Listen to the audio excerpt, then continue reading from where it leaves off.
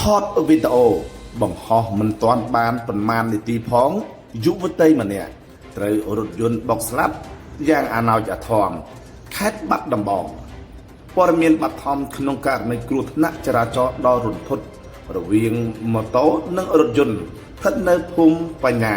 ឃុំកំពង់ព្រះស្រុកសង្កែខេត្តបាត់ដំបង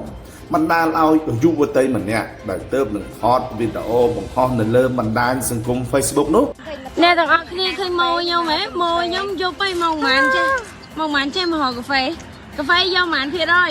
ហើយយកខ្មៅសុទ្ធយកដឹងម៉ានភាគរយទេនេះអូកាត់យកកាហ្វេទៅបង្ហោះនៅលើបណ្ដាញសង្គម Facebook នោះ